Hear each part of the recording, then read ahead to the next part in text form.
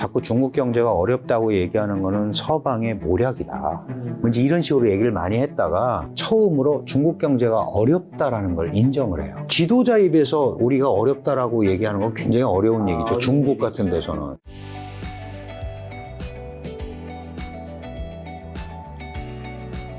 그럼 앞으로 중국 경제가 살아남기 위해서 해결해야 될 문제는 뭐 어떤 것들이 좀 있을까요? 지금 제가 볼 때는 우선 경제 심리가 좀 빨리 회복이 돼야 돼요. 그러니까 중국 경제에 대한 믿음이 없잖아요.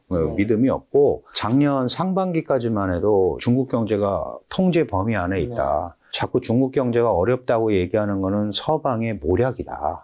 이제 이런 식으로 얘기를 많이 했다가 작년 7월에 20기 3중전에 3차 중앙위원회 전체회의라는 게 열리고 시진핑 총석이죠. 이제 행정부에서는 국가주석이고 당에서는 총석인데 처음으로 중국 경제가 어렵다라는 걸 인정을 해요. 지도자 입에서 우리가 어렵다라고 얘기하는 건 굉장히 어려운 얘기죠. 중국 같은 데서는. 그것 때문에 9월 24일부터 부양책이 나오는 거거든요. 그러니까 결국은 이런 걸 통해서 경제 심리를 회복하려는 노력. 이거가 국민들한테 어필이 돼야 돼요. 그리고 세계가 중국의 그런 것들을 받아들여줘야 돼요. 그게 이제 소위 우리가 얘기하는 국제 규범이라는 거잖아요. 그런데 아직까지도 중국은 우리 스타일로 우리가 가는 거고 미국이 지나치게, 미국과 서방이 지나치게 우리를 압박을 하기 때문에 문제가 생겼다라고 계속 얘기를 하는데 이렇게 가면 계속 평행선을 가는 거잖아요. 결국은 중국이 잘 살려면 중국 내부에서 해결을 할 수 있으면 제일 좋지만 14억이니까 하려면 할 수 있죠. 그런데 돈이 땅속에서 나오는 게 아니잖아요. 어디서 벌어와야 되잖아요. 그렇다면은 수출이라든가 해외 자본이 중국에 들어온다든가 이런 경기 활성화를 통해서 중국 경제가 살아나야 되는 거죠. 그러니까 복합적으로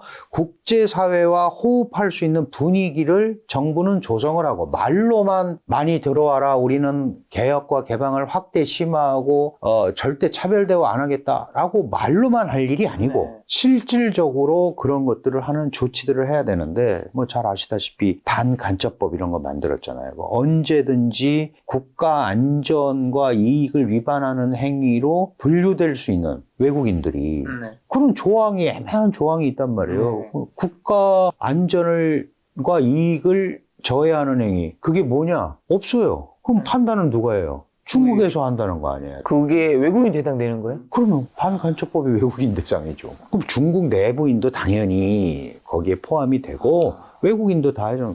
우리 기억하시잖아요? 작년 연말에 삼성전자 직원이었던 분이 중국에 취업했다가 반간첩법에 걸려서 지금 구류돼 있잖아요. 안 하셨구나. 왜요? 그 기밀 유출죄. 근데 그 사실은 한국 반도체 기술을 가져갔으면 모를까. 거기 제목이 중국의 뭐 특정 기술을 빼돌렸다. 뭐 그런 거예요. 그 작년에 벌어졌고 작년 5월부터인가 6개월간 구금을 당해서 조사를 받았고 지금도 구금돼 있고 그래서 뭐 영사협력을 하고 있다까지만 지금 들어와 있습니다. 실제로 그런 일이 벌어집니다. 저 궁금한 거 한 가지가 G2가 미국과 중국이잖아요. 그러니까 누가 뭐라고 해도 세계 강대국이 중국을 생각하잖아요. 그리고 세계에서 2위가 중국을 생각하잖아요. 근데 예를 들면 한국 사람한테 중국이 선진국이냐 물어보면 선진국? 뭔가 좀 애매하다는 느낌들. 예를 들면 미국은 세계 1위자 선진국이자 다 똑같이 일치하는데 왜 중국은 이게 뭔가 되게 느낌이 달라요? 그 사실은 세계 2위인데 왜 선진국이 그게 이제 G2라는 게 그룹 오브 2니까 꼭 선진국인 건 아니지 뭐 세계에서 제일 영향력이 센 나라라는 개념이고 우리가 G7은 서방 선진국이라고 그러잖아요. 그건 이제 그야말로 원래 그 선진국을 판단하는 지표가 있어요. 유엔에도 뭐 24개 항인가 뭐 이런 게 있고 뭐 인구 뭐 그다음에 국민소득 뭐 전력 소비량 자동차 뭐 이제 이런 게 다 있는데 중국은 경제 규모로는 세계 2위의 경제체지만 국민소득은 아직도 뭐 13,000불이 안 되고 12,000 몇백 불이고 그 다음에 보편적으로 아직 선진국에는 가 있지 못하죠. 선진국이라 말할 수는 없는 거네요. 자기들도 아니라고 합니다. 선진국. 우리도 개발도상국, 세계 최대의 개도국이라고 얘기하죠. 예를 들어서 우리가 카타르가 국민소득이 20만 불이에요. 사우디아라비아도 20만 불인데 선진국이라고 안 하잖아요. 그러게요.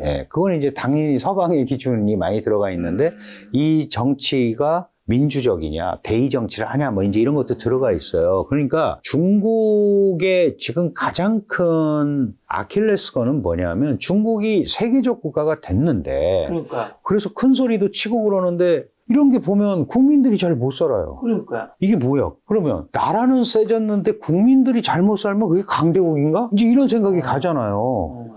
옛날보다는 나아진 것 같은데 우리가 강대국이야? 사실은 이 고민을 똑같이 미국과 유럽도 하고 있습니다. 유럽 같은 데도 보세요. 옛날에 선진국인데 그 삶이 피폐해졌잖아요. 지금은 옛날보다 비싸요. 예, 그럼 뭐 이게 우리가 선진국인데 보니까 아유 뭐 한국보다도 못 산다며 막 이제 이런 얘기 나오는 거예요. 한국은 경제 규모 대비는 굉장히 선진국 아닌가요? 그렇죠. 그렇죠. 아니 우리는 사실 그 나름대로 그냥 얘기를 하면 우리는 G7에 들어가야 되는 나라예요. 그리고 인구 5천만 이상 3만 불 소득을 갖고 있는 나라가 우리가 몇 나라 안 돼? 5번째예요, 우리가 전 세계에서. 사실 유럽 국가들이 5천만 넘는 데가 얼마 있습니까? 그러니까 실제로 그런 이제 상황이 된 건데 지금 이제 중국에 대해서 우리가 약간 그런 뭐 일부 오해도 있고 막 그런 게 있지만 중국이 보이는 행태가 우리가 평소에 보지 않았던 행태들이 많은 거죠. 그러니까 이제 자기중심적이고 중국은 당연히 사회주의 국가니까 우리는 너희와 체제가 달라. 그러고 가는 거니까 많이 접어주고 듣기도 했었고 그렇게 봤었는데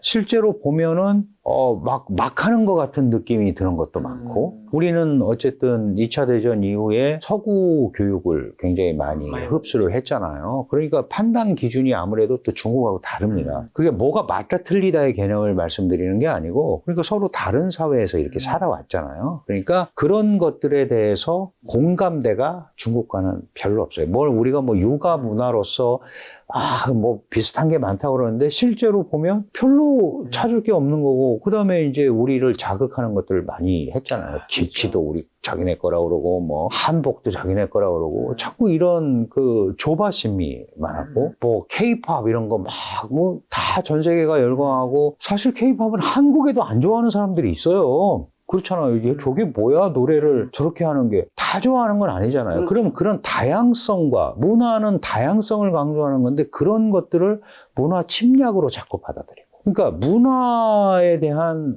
그 적응성, 다양성에 대한 이해가 너무 부족한 거예요. 그러니까 예를 들어서 사람이 옷을 입는 거는 문명이잖아요. 그렇죠. 그럼 미국 사람은 미국 스타일로 입는 거고 중국 사람은 중국 맞습니다. 스타일로 입고 한국 사람은 한국 스타일로 입는 게 문화라는 걸 인정을 하면 저게 우리 거다 니네 거다 얘기가 안 나오죠. 사실은 기모노도 자기네 거라고 그랬어요 옛날에.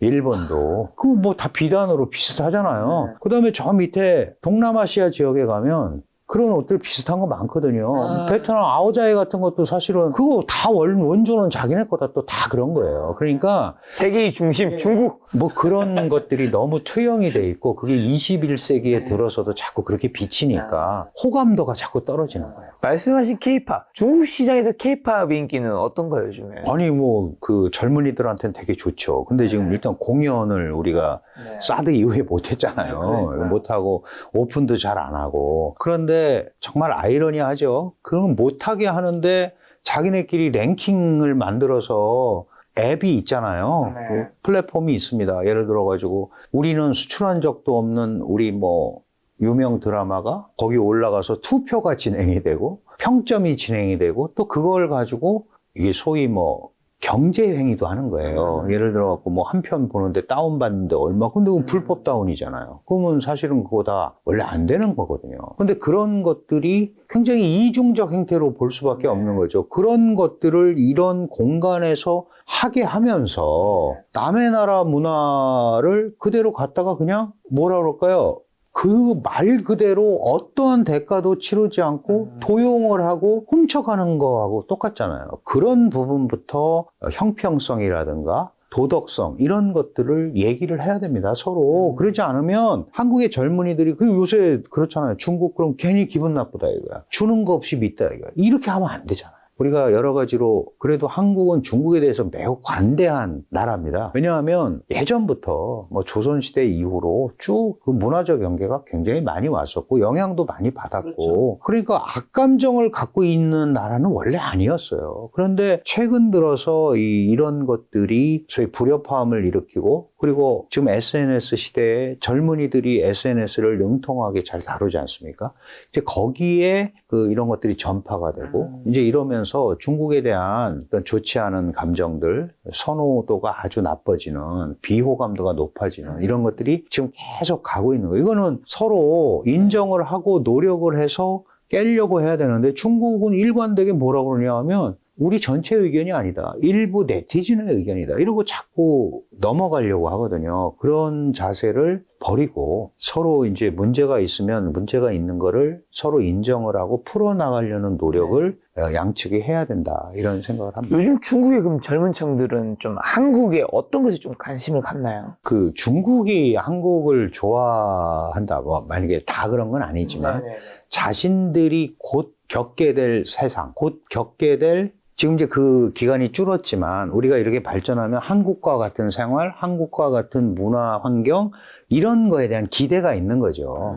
그러니까 자기네들보다는 조금 더 세련되고 선진적이다라고 판단되는 데 대해서 열광을 하는 거예요. 그러니까 예를 들어서 드라마의 구성이나 이런 것들이 중국 거보다 훨씬 탄탄하단 말이죠. 중국 거는 이렇게 보다 보면 저건 저렇게 되고 저렇게 되겠구나 이런 게 있고 소재가 제한돼 있잖아요. 근데 한국은 소재가 자유민주 시장을 추구하니까 소재가 다양하단 말이죠. 그러니까 사회 금기시됐던 것들도 만들어내고 그걸 가지고 사회 반향을 일으키고 그러면 중국에서도 그런 걸 보면 물론 왜 저런 것까지 해? 라고 하는 사람들도 있지만 야 저렇게 하니까 저것도 굉장히 거리가 되고 재밌구나 이렇게 되는 거거든요. 그러니까 그런 것들이 중국에서 못하는 거를 한국에서 하는 데 대해서 경외심을 가지고 있고 그거를 보는 거예요. 우리는 왜 저렇게 게임을 저렇게 못 만들지? 한국의 특정 예능 프로그램들을 뭐 베끼게 한다 그러는 게 재밌잖아요. 그냥 보면. 근데 자기네들은 그게 잘 안 된단 말이죠.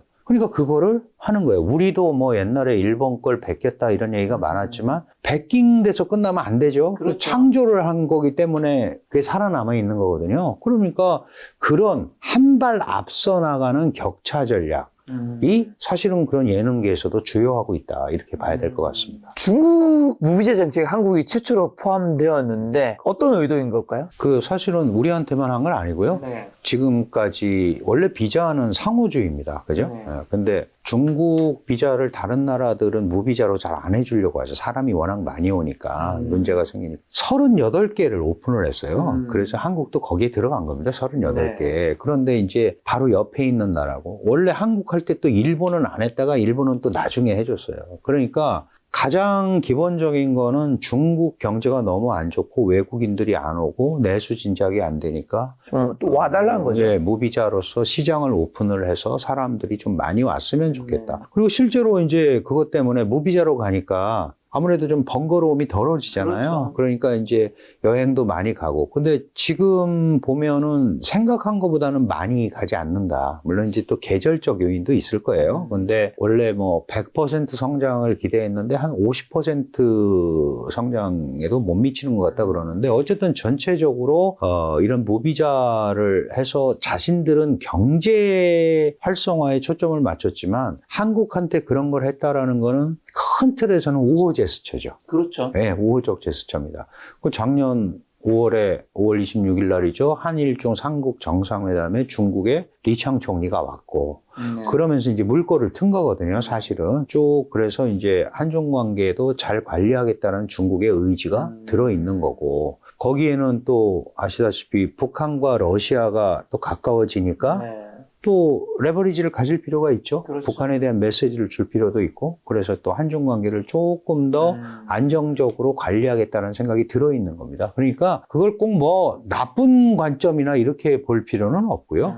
다만 이제 중국이 우리도 열어줬으니까 니네도 열어달라 이렇게 이제 상호주의. 근데 상호주의는 좀 오래된 얘기고요. 우리 입장에서는 함부로 하기가 굉장히 어렵죠. 왜냐하면 워낙 인구수 차이가 많이 나고 가까이 있잖아요. 그러니까 너무 지금도 이미 뭐 한 80몇만 정도가 와 있는데 더 늘어나면은 뭐 좋은 것도 있지만 대부분은 문제거리가 많이 생기기 때문에 규범화한 다음에 하는 게 훨씬 낫다. 이제 이렇게 보는 겁니다. 이런 무비자 정책이나 작년부터 펼치고 있는 경기 부양책 등으로 내수 부양에 결국 성공하게 된다면, 좀 더 그래서 지금보다 나아진다면 우리나라에서 좀 기대해 볼 수 있는 산업은 좀 당연히 일단 이제 중국 내부가 좋아지면 일단 이제 소비가 활발해지겠죠. 소비가 활발해질 거고, 그럼 사실은 이제 중국이 코로나 팬데믹 겪으면서 그 화장품 같은 거 웬만한 것도 자기네가 다 기술 개발을 했어요. 그런데 항상 그렇잖아요. 경쟁에서 또 살아남는 제품은 또 있는 겁니다. 그러니까 그 한국 거가 갖고 있는 특성들이 잘 반영된 소비재라든가 이제는 좀 시장 중심적으로 가서 경쟁해서 이길 수 있는 것들은 충분히 저는 승산이 있다 이렇게 봐야 될 거고, 이제는 또 일정 부분은 이제 중국과의 그 협력 분야, 신산업 협력 분야 같은 것도 좀 개발할 필요가 있죠. 예를 들어서 중국이 꼭 필요로 한 건데 못 갖고 있는 중국 기술을 한국이 갖고 있는 것들도 꽤 있거든요. 그런 것들은 옛날에는 그런 기술을 다 채갔습니다. 처음에 합작한다고 갔다가 막 나중에는 토사 구팽 당한 거죠. 그런 게 많았는데 이제는 우리가 그런 학습 효과가 있잖아요. 그러면 이제 그런 거를 잘 조절을 해서 그 교류가 이루어지면 어쨌든 중국 경제의 볼륨이 커지고 개선이 된다라는 거는 우선 대표적으로 한국의 대중 수출이 늘어나게 돼 있죠. 지금도 뭐 7, 80%가 중간재이긴 한데 어쨌든 중국이 우리 중간재를 가지고 완성을 해서 뭐 미국이나 유럽에다 파는 구조니까 이런 것들이 활성화가 되면 우리 기본적으로 중간재가 더 무역이 활성화될 수 있고, 그 다음에 소비재 같은 데도 공간이 생길 수 있다. 그래서 이게 지구촌 경제가 다 같이 가는 거죠. 어디 하나만 잘 되고 한 군데가 안 될 수는 없는 건데 다 얽히고 설켜 있기 때문에 그런 면에서 중국 경제가 일정하게 회복을 하는 것이 한국에도 유리한 부분이 있다 이렇게 봐야 될 것 같아요. 그럼 중국 시장에서 방금 이제 화장품 얘기해 주셔서 화장품의 인기가 예전과는 좀 달라졌는지, 이제 제가 작년만 해도 듣기로는 중국에서 이제 저가 장품은 자기 거 써버리고 좋은 거는 유럽 거 쓰고, 그래서 한국 화장품의 설대가 좀 옛날보다 많이 사라졌다. 네, 맞습니다. 그 옛날에도 원래 그랬어요. 우리가 그것도 옛날 아동복 때 겪었어요. 한국의 중저가 아동복, 중가죠.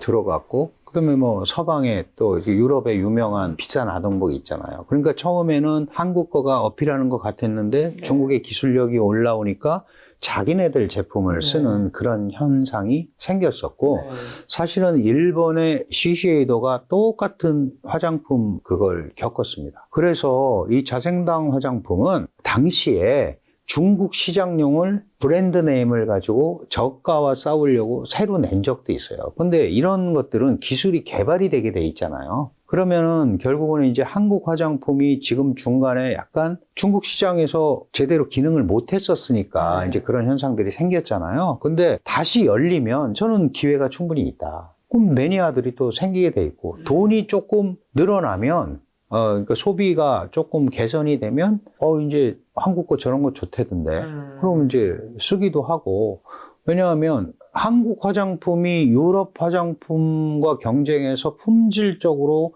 떨어진다라는 아무 그런 건 없거든요. 그러니까 다시 한번 경쟁을 할 수 있는 기회가 충분히 있을 수 있다. 저는 그렇게 긍정적으로 보고 있습니다. 마지막 조선만 좀 여쭤보려고 하는데, 트럼프가 한국에 조선이 필요하다라는 이런 코멘트도 했는데 중국의 조선이 또 굉장히 성장했잖아요. 전 세계에서 지금 중국 조선업의 영향력은 어느 정도고, 또 중국 조선업의 성장이 국내 조선업에 미치는 영향 어떻게 보시나요? 중국 조선업이 대단하죠. 그 참 아이러니한데요.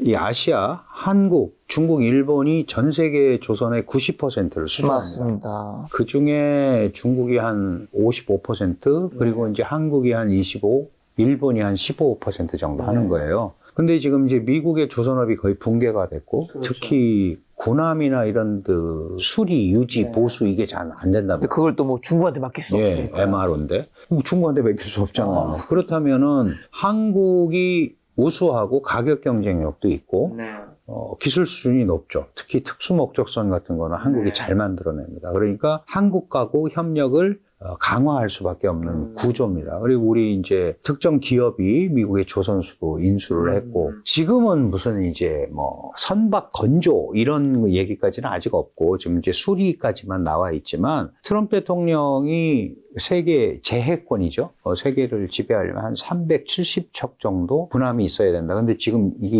290척 정도까지 떨어졌어요. 네. 근데 중국이 그 사이에 지금 거의 340척 정도 만들었거든요. 그러니까 지금 함정도 50척 정도 차이가 납니다. 근데 많이 들어보셨겠습니다만 이 존슨법이라는 법 때문에 미국 국내에서 제조한 거 아니면 쓸 수가 없다. 그러니까 다른 나라에서 올 수가 없어요. 그런데 이제 우리가 조선소를 협력이 돼서 도크를 쓸 수 있으면 미국 내부에서 제조하는 거니까 이제 그런 방식으로 앞으로 협력의 소지가 굉장히 많다. 이제 그 과정에서 중국 견제책도 당연히 나오겠죠. 근데 우리 조선업이 원래 강력한 그 기술 경쟁력을 갖고 있기 때문에 그런 부분에 대해서는 미국과 협력의 여지가 굉장히 넓다. 이렇게 볼 수는 있을 것 같습니다. 자, 오늘 교수님 모시고 중국 경제 관련해서 저희 심층 있게 인터뷰 나누었는데, 트럼프 2.0 시대에 미국과 중국의 갈등은 앞으로 더 또 첨예하게 심해질 텐데, 저희 시청자분들에게 마지막으로 뭐 중국에 관련해서는 아니면 뭐 투자 조언이든 어떤 것이든 마지막 하시고 싶은 말씀이 있다면. 글쎄요, 뭐 이제 우리가 미중 갈등은 뭐 옛날부터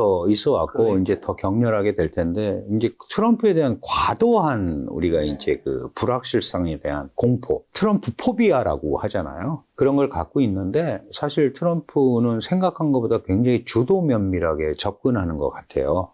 그래서 지나친 어떤 두려움이나 이런 것보다는 그 조금 적극적으로 판단을 하고, 또 미중 사이에서의 틈이라든가 이런 것들을 우리가 조금 더 연구를 하고 전략적 판단을 하는 그런 노력들을 좀 했으면 좋겠다. 그러니까 투자 측면에서도 제가 뭐 투자나 이런 건 잘 모릅니다만은 중국의 과학기술 그 소위 지능 정책 이런 거에 의해서 거기는 계속 돈이 들어갈 거거든요. 그러면 그 주식시장에서도 그런 부분은 분명히 있는데, 이게 이제 미국의 통제를 받거나 견제를 받게 되면 또 어려움이 있단 말이죠. 그러나 그 안에도 보면 미국이 중국한테 관세를 다 매기는 게 아니에요. 제로 관세도 있어요. 꼭 저게 아니면 안 되는 거는 안 한단 말이죠. 그러니까 서로 상황을 보고 움직이는 거니까 우리도 지나친 억측이나 추측을 가지고 하지 말고 조금 더 들여다보면서 봤으면 좋겠다.